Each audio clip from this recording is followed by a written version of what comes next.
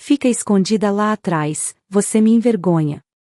Meu irmão me humilhou na cerimônia de formatura dele. Mas quando seu chefe entrou e anunciou, conheçam a nova dona da empresa, apontando para mim. Meu nome é Amélia, e a última vez que alguém me chamou assim com carinho foi há mais de 10 anos. Desde então, virei a que resolve, a que se vira. Quando minha mãe morreu, eu não herdei só o luto. Herdei um menino assustado de 12 anos e um vazio tão grande que nem cabia dentro de mim. Gabriel olhava para mim com aqueles olhos castanhos arregalados, esperando respostas que nem eu sabia dar. Eu só tinha 18 anos, mas naquele dia, enquanto segurava a mão dele no velório, senti que envelheci uns 20. Nosso pai já tinha sumido do mapa fazia tempo, e ninguém veio nos buscar. Não tinha parente, vizinho, ninguém. Tinha só eu, uma menina de cabelo preso com elástico de dinheiro e mãos queimadas de lavar roupa. Eu sabia o que vinha pela frente. Era eu quem ia segurar o mundo nos ombros para aquele menino poder estudar, crescer e sair dali. Nunca falei isso em voz alta, mas fiz uma promessa silenciosa naquele caixão fechado: eu vou cuidar de você, Gabriel. Mesmo que ninguém cuide de mim. Aos poucos, fui deixando de ser adolescente. Troquei os sonhos por marmitas, os livros por vassouras e os fins de semana por bicos. Trabalhei em 3 casas diferentes, sem carteira assinada e sem tempo para mim. Me tornei invisível com uma velocidade assustadora. Ninguém perguntava se eu comia, se eu dormia, se eu chorava à noite. E eu? Eu só me perguntava se ele estava bem na escola, se tinha comida suficiente, se o tênis servia. Meu irmão virou meu projeto, meu norte, meu motivo. Lembro da primeira vez que ele ganhou um 10 em matemática. Eu cheguei em casa com os pés doendo, e ele veio correndo me mostrar a prova. Eu chorei. Não por causa da nota. Chorei porque tudo estava valendo a pena. Chorei porque, mesmo sem ninguém notar, eu estava construindo algo com as mãos feridas e o coração cansado. A única coisa que eu guardei de mim foi um caderno velho que escondia embaixo do colchão. Nele, anotava ideias de negócio, contas, nomes de pessoas que eu via nos noticiários como inspiração. Às madrugadas, enquanto o mundo dormia e a cidade roncava lá fora, eu sonhava acordada. Sabia que não podia viver para sempre limpando o que os outros sujavam. Mas também sabia que ninguém ia me entregar nada. Então eu comecei a estudar por conta. Sozinha, cansada, mas faminta por mudança. Enquanto isso, Gabriel crescia bonito, educado, gentil. As professoras elogiavam. Os vizinhos diziam que ele ia longe. Eu sorria e fingia que não doía ele nunca me apresentar como irmã. Diziam que ele era filho de uma mulher batalhadora, e ele nunca corrigia. Talvez, no fundo, ele acreditasse que isso me protegia. Ou talvez só quisesse se proteger do constrangimento de ter vindo da lama. Mas eu nunca reclamei. Porque uma promessa feita em silêncio ainda é uma promessa. E a minha vida, a partir daquele velório, passou a ser sobre cumprir a minha. Mesmo que ninguém nunca soubesse. Mesmo que eu fosse só a sombra de alguém que nasceu para brilhar. E naquela sombra, eu aprendi a crescer. Quando eu fiz 23 anos, consegui algo que parecia um luxo impensável, uma vaga à noite numa faculdade comunitária. Não contei para ninguém. Nem pro Gabriel. Ele já tinha 17, vivia com os fones de ouvido enfiados nas orelhas e um olhar cada vez mais distante de mim. Achei melhor assim. Se ele descobrisse, ia querer que eu largasse tudo para descansar. Mas eu não queria descansar. Eu queria me provar. Só que não para ele. Nem pros outros. Era por mim. Trabalhava em 2 casas durante o dia. Limpava, passava, cozinhava. Depois, engolia qualquer coisa em pé na cozinha mesmo, pegava 2 ônibus e um metrô até a faculdade.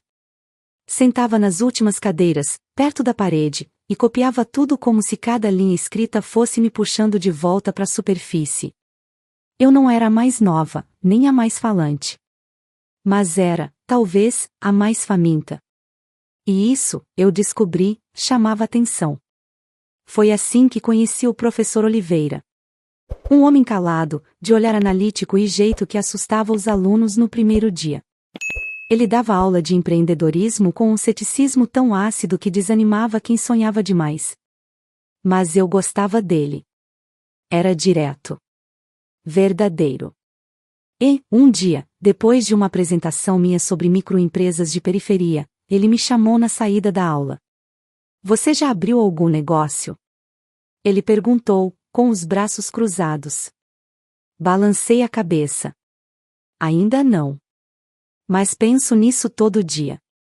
Ele me olhou por longos segundos e disse apenas, volte aqui amanhã, antes da aula. Na noite seguinte, eu fui. Entrei na sala com o coração martelando no peito, achando que talvez tivesse feito algo errado. Mas ele estava lá com uma pasta nas mãos e um olhar diferente. Me mostra suas anotações. Entreguei meu caderno, aquele que eu escondia debaixo do colchão. Ele folheou em silêncio, devagar. Quando terminou, olhou para mim como se estivesse vendo uma pedra rara no meio do asfalto. Você tem cabeça de gente grande, Amélia. Só falta oportunidade. Engoli em seco. Aquilo me doeu mais do que qualquer crítica. Porque ele estava certo. Eu sabia o que fazer, mas não sabia como fazer acontecer. Ele, então, tirou da pasta um contrato de sociedade. Simples. Sem letra miúda. E disse, eu invisto, você comanda. Mas o nome da empresa fica só no papel, por enquanto. Você não vai aparecer. Vai construir no silêncio. Vai crescer sem barulho. Vai ser invisível, até a hora certa. Eu assinei. A empresa nasceu ali, numa sala fria de faculdade, com cheiro de marcador e café ralo. Era pequena, digital, focada em soluções acessíveis para negócios locais. Eu fazia de tudo, atendimento, finanças, marketing, até as planilhas. Trabalhava no intervalo entre um serviço e outro, escondida no fundo da van da patroa, com um notebook usado e conexão de Wi-Fi roubada do vizinho. Durante o dia, eu continuava limpando privadas. À noite, virava empresária sem crachá. E ninguém sabia. Gabriel, naquela época, estava terminando o ensino médio e se preparando para vestibular. Disse que queria engenharia da computação. E eu? Eu guardei cada centavo que ganhava com os primeiros lucros para ajudar no sonho dele. Abri uma poupança no nome dele. Fiz tudo sem que ele soubesse. Enquanto ele sonhava alto, eu levantava o chão desses sonhos. E mesmo invisível, eu comecei a existir. As mudanças em Gabriel começaram sutis. Primeiro foi o tom. Depois, o olhar. A maneira como ele me corrigia quando eu falava algo errado, como se quisesse me podar em público. Na época, achei que era só a juventude inflando o peito. Mas não era. Era vergonha. Ele passou no vestibular de uma universidade renomada. E, claro, eu fui a primeira a saber. Chegou em casa gritando, pulando, me abraçando como fazia quando era criança. Eu chorei, de novo. Mas dessa vez por dentro. Porque sabia o que aquele mundo novo faria com ele. E com nós. Gabriel ganhou uma bolsa de estudos quase integral, e eu completei o restante. O que ele nunca soube é que aquele presente da universidade era, na verdade, o dinheiro dos meus primeiros contratos. Meses antes, eu havia fechado o negócio com uma rede de mercados que duplicou a receita da nossa pequena empresa. Mas o que fiz com o bônus? Paguei a matrícula dele. E depois sorri, como se o universo tivesse sido generoso. Aos poucos, ele começou a mudar o vocabulário, as roupas, os amigos. Passava menos tempo em casa. Ligava cada vez menos. E quando vinha, parecia desconfortável. Evitava me abraçar na frente dos outros. Um dia, na saída do metrô, encontrei ele por acaso com um grupo de colegas. Estava rindo, animado, até me ver. Os olhos dele gelaram. Caminhei até ele com aquele sorriso bobo de irmã besta que só quer fazer parte. Oi, Gabi. Disse. Ele hesitou, Depois respondeu: Amélia, não fala alto aqui, por favor. Fiquei parada. O grupo de amigos olhava confuso. Ele explicou, seco: essa é a amiga da minha mãe. Aquilo me atravessou como uma faca mal afiada. Nem prima. Nem vizinha. Amiga da mãe. Uma figura descartável de um passado que ele preferia ocultar. Não chorei ali. Esperei chegar em casa. E aí sim, desabei. Mas não de tristeza. De decepção. O que mais me doía não era ele negar que eu era sua irmã.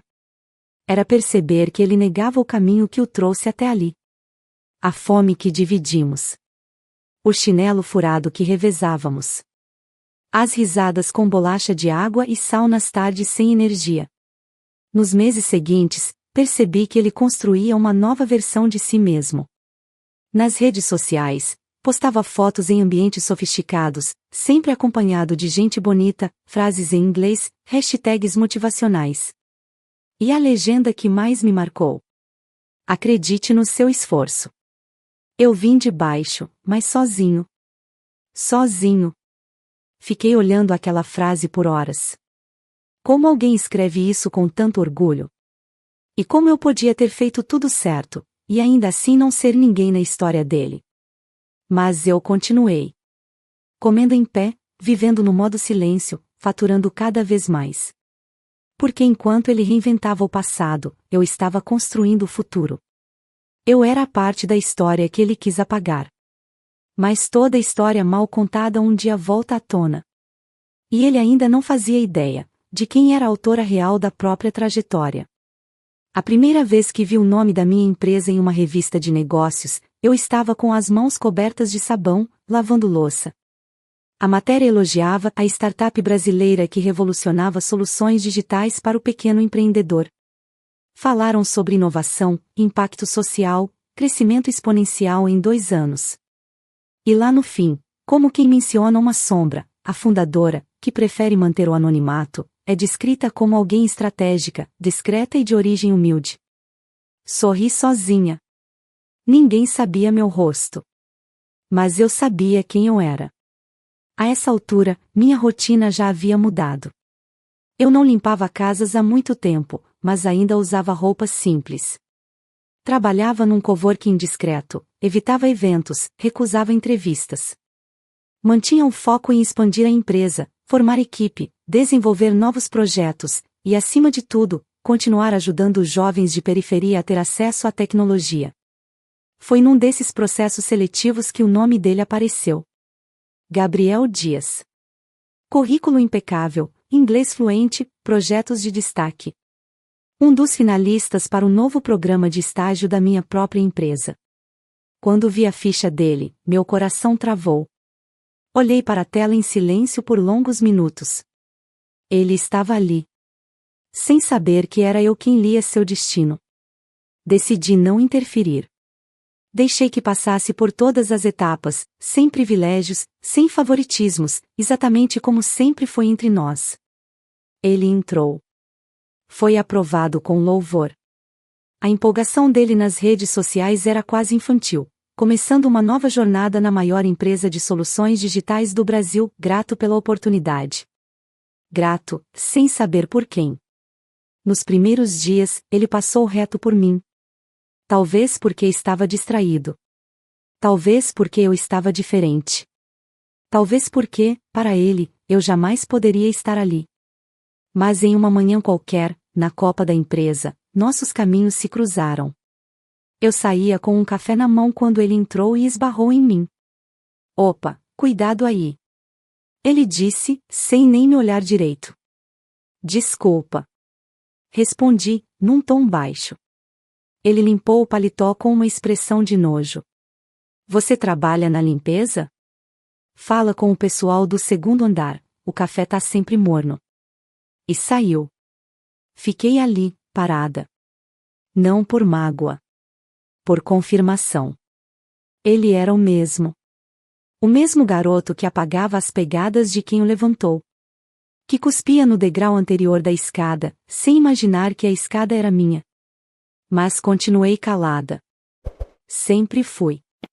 Continuei me escondendo nas reuniões por videoconferência, aparecendo apenas com nome genérico no sistema, AD. Enquanto isso, Gabriel crescia internamente. Era ágil, inteligente, estrategista. Tinha um brilho arrogante no olhar.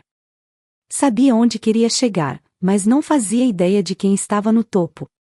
Até que, certo dia, ele entrou numa reunião para apresentar uma proposta. O CEO estava presente. Eu também, mas com câmera desligada, como sempre. Gabriel falava com eloquência, segurança. Fez piadas, agradou. Ao fim da apresentação, o CEO sorriu e disse: "Seu projeto é ótimo. Mas vamos ver o que a dona da empresa acha." Amélia, pode falar? O silêncio que se fez na sala foi ensurdecedor. Ele ficou pálido. Eu ativei a câmera pela primeira vez em anos. E disse apenas: "Parabéns, Gabriel. Você tem talento." Ele congelou. E eu desliguei logo depois. Naquela noite, recebi um e-mail dele. Uma linha só. É você?" Eu não respondi, porque ainda não era hora de ser vista. A coroa estava pronta, mas eu ainda escolhia usar o capuz. Pelo menos por enquanto. O convite chegou dobrado ao meio, com meu nome escrito em letra apressada. Gabriel nem olhou nos meus olhos quando deixou o envelope sobre a mesa da cozinha. "Se quiser ir, é sábado às 8. Disse isso como quem avisa da previsão do tempo. Sem carinho. Sem expectativa. Sem sequer perguntar se eu poderia. Na hora, considerei não ir. Parte de mim dizia que era melhor continuar no meu mundo, onde as humilhações vinham silenciosas e os afetos também. Mas outra parte, aquela teimosa que nunca soube desistir dele, me levou até o espelho. Me olhei. Vesti minha roupa mais sóbria, arrumei o cabelo com cuidado, coloquei um colar discreto. E fui. Cheguei cedo. O auditório era grande, decorado com faixas vermelhas e douradas, como se o sucesso tivesse cor. As cadeiras estavam divididas por cursos, e os familiares ocupavam as fileiras centrais. Fiquei num canto, perto de uma pilastra. Não queria tirar o espaço de ninguém. Só queria ver meu irmão receber o diploma que, de certa forma, também era meu. Quando ele entrou com os outros formandos, vestindo beca, sorrindo orgulhoso, senti um aperto no peito. Era bonito vê-lo ali. E por um instante, esqueci tudo. Esqueci os silêncios, os desprezos, as mentiras. Ele estava brilhando, e era isso que eu sempre quis. Mas então, nossos olhos se cruzaram. Ele me viu. E o sorriso dele murchou. Com passos rápidos e discretos, desviou da rota dos colegas, se aproximou e sussurrou com a voz ríspida e abafada: "Fica escondida lá atrás. Você me envergonha." Meu mundo parou. As palavras vieram afiadas, sem hesitação. Como se fosse natural. Como se eu fosse mesmo uma mancha no brilho dele. Não respondi. Nem chorei. Apenas voltei alguns passos, como se meu corpo entendesse antes da minha mente que aquele não era meu lugar. Me encostei na parede. Vi a cerimônia inteira dali, entre colunas e sombras. Aplaudi cada conquista dele em silêncio. Quando o nome dele foi chamado, bati palmas com força, ainda que o coração latejasse. Vi todos aplaudindo. Vi ele sendo erguido pelos colegas. Vi ele acenando, para todos, menos para mim. E então, pouco antes da última homenagem, um dos organizadores subiu ao palco com um microfone. O homem era alto, elegante, e sua presença calou a plateia em segundos. Eu o reconheci. Era Henrique Vidal, CEO do grupo empresarial que comprará parte da minha empresa meses antes. Boa noite a todos. Antes de encerrarmos, tenho a honra de apresentar uma das maiores surpresas da noite. Ela é uma inspiração, uma mulher de fibra, e a nova responsável pela direção estratégica do nosso grupo. Ele virou o rosto para o fundo da sala. e apontou para mim. Conheçam a nova dona da empresa. Senhora Amélia Dias. O tempo congelou. Os olhares se voltaram como ondas quebrando no mesmo ponto.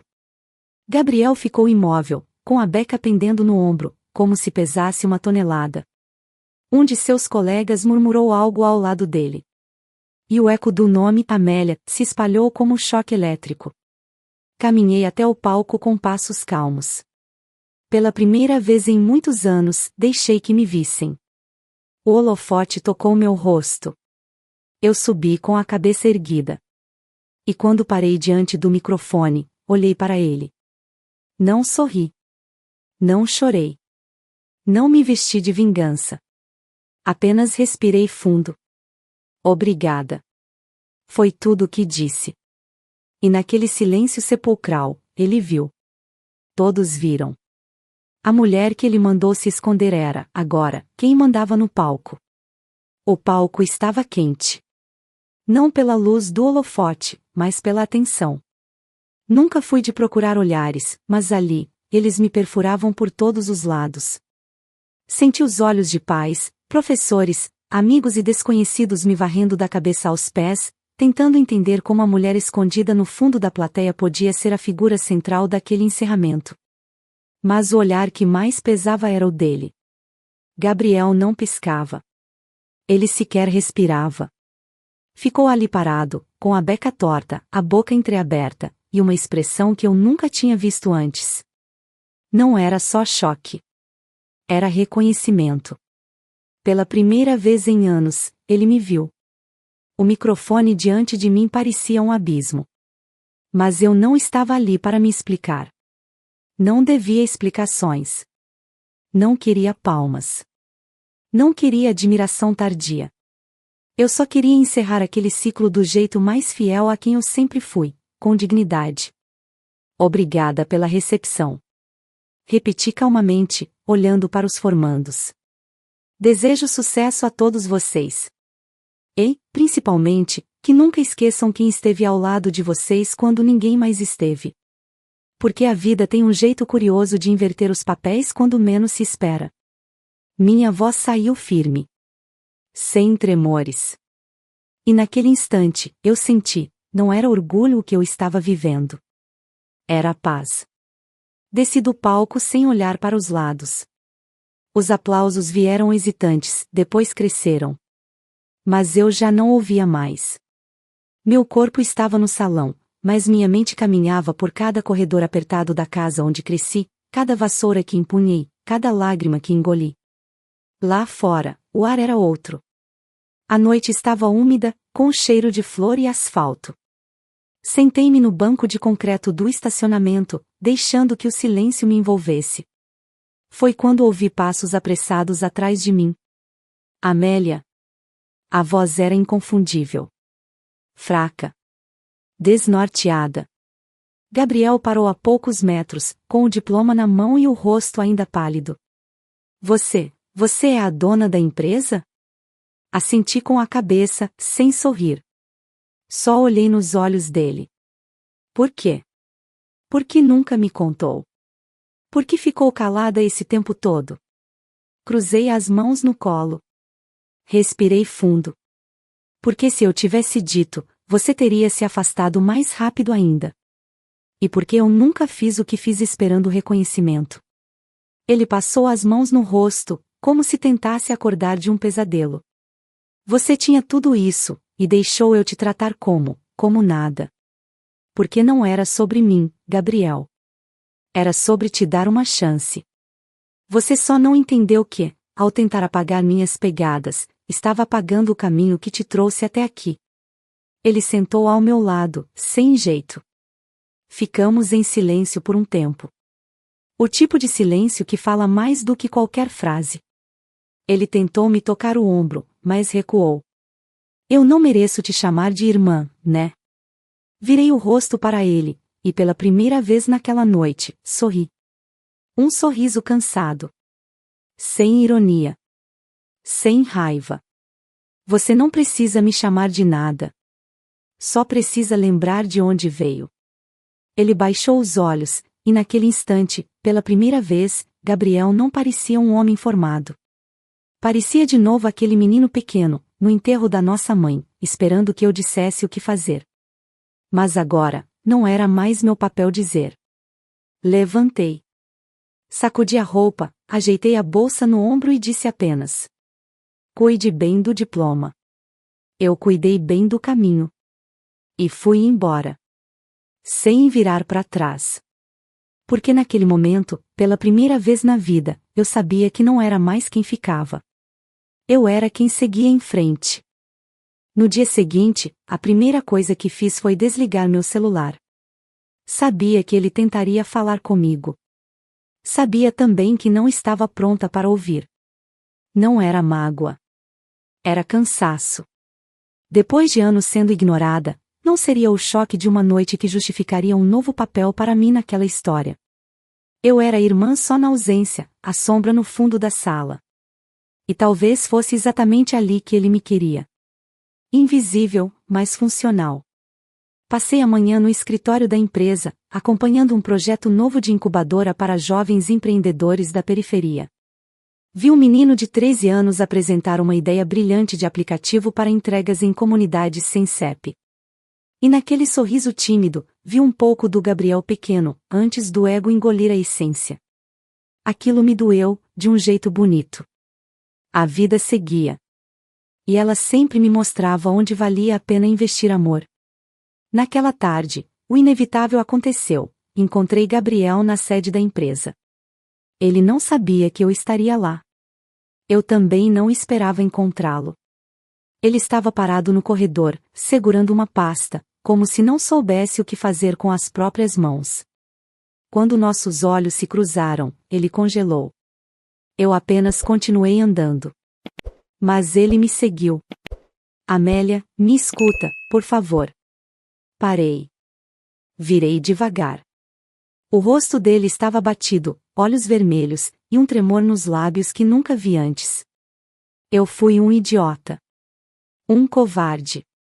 Um ingrato. Você fez tudo por mim.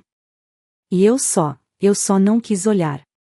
Porque olhar para você era lembrar da nossa origem. E eu tinha vergonha. Mas agora, Amélia, eu tenho vergonha de mim. Ouvi tudo em silêncio. Ele parecia mais jovem ali, mais real do que nunca. Mas palavras, por mais bonitas que sejam, não apagam a ausência. Elas são só o começo. E eu precisava mais do que isso. Você sabe o que mais me doeu, Gabriel. Não foi você mentir. Foi você fingir que eu nunca existi.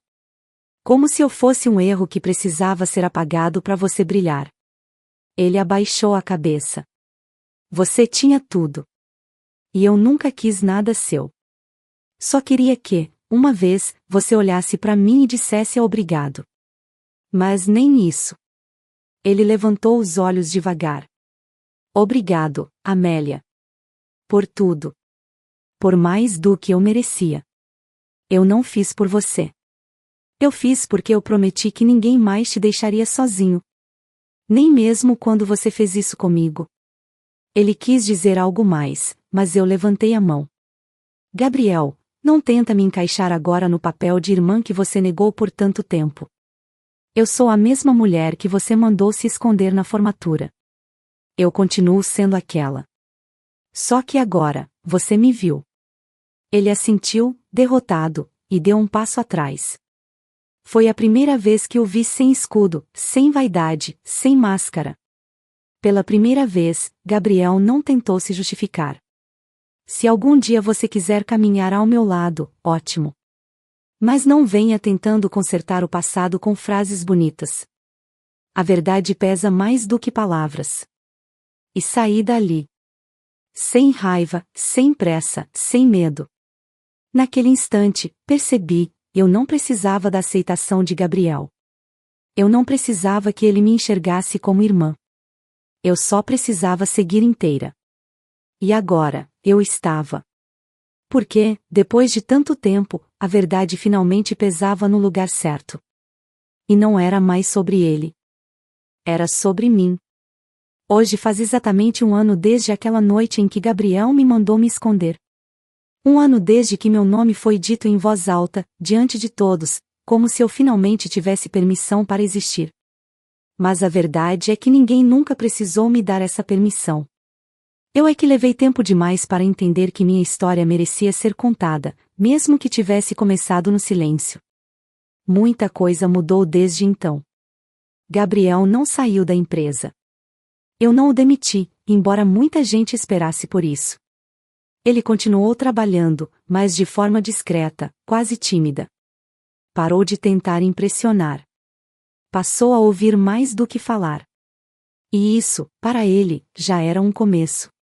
Alguns meses depois, pediu transferência para outra filial, no interior.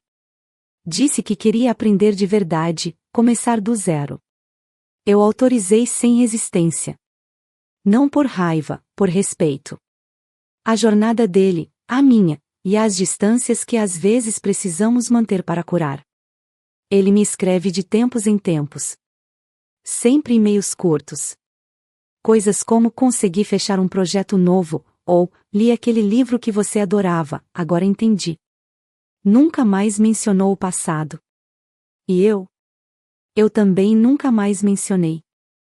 Não por orgulho. Mas porque certas feridas, mesmo quando cicatrizam, ainda sabem sangrar se forem mexidas demais. A empresa cresceu. Expandimos para 3 estados. Lancei um programa de aceleração de negócios para mulheres chefes de família em comunidades carentes. Criei parcerias com universidades públicas. E, talvez o mais simbólico, finalmente aceitei dar uma entrevista. A primeira. A única. Falei sobre propósito, persistência e sobre como as pessoas invisíveis carregam o mundo nas costas. E como foi o momento mais importante da sua carreira? Perguntou a jornalista. Sorri com calma. Foi quando percebi que eu não precisava mais me esconder. Depois disso, nunca mais precisei repetir meu nome 2 vezes. As pessoas ouviam. As pessoas olhavam. E o mais curioso era que, mesmo agora sendo vista, eu não sentia mais necessidade de ser aplaudida. Eu já tinha tudo o que queria. Liberdade, paz e um legado. 3 coisas que não se compram. E que, ironicamente, me custaram tudo. Em casa, minha vida também mudou. Aluguei um apartamento pequeno, aconchegante, com plantas na varanda e livros por todos os cantos. Às vezes, recebo mensagens de jovens que ouviram minha história. Às vezes, recebo flores de ex-clientes. E às vezes, quando o silêncio é bonito, sento sozinha na varanda e agradeço à menina de 18 anos que segurou a mão do irmão e jurou que daria conta. Ela deu. Mesmo que ninguém tenha aplaudido. Quanto ao Gabriel, o último e-mail que recebi dele veio no meu aniversário. Um só parágrafo. Nenhuma vírgula, nenhuma palavra a mais. Desculpa. E obrigado. Eu li. E pela primeira vez chorei. Não por dor. Mas por alívio. Não respondi. Em vez disso, fechei o notebook, fui até a cozinha, servi um café, e olhei pela janela. A vida seguia. Os carros passavam. As árvores dançavam. E eu ali, plena. Inteira. Não precisava de volta o que nunca foi meu. Não precisava dele. E, acima de tudo, não precisava mais me esconder de ninguém. Porque agora, enfim, eu era, de verdade, a mulher que não se esconde mais. Fico muito feliz por você ter ficado até o final do vídeo. O que você achou dessa linda história? Coloque nos comentários sua opinião, deixe seu like, se inscreva no canal, e ative o sininho de notificações para não perder uma história preciosa. Até a próxima!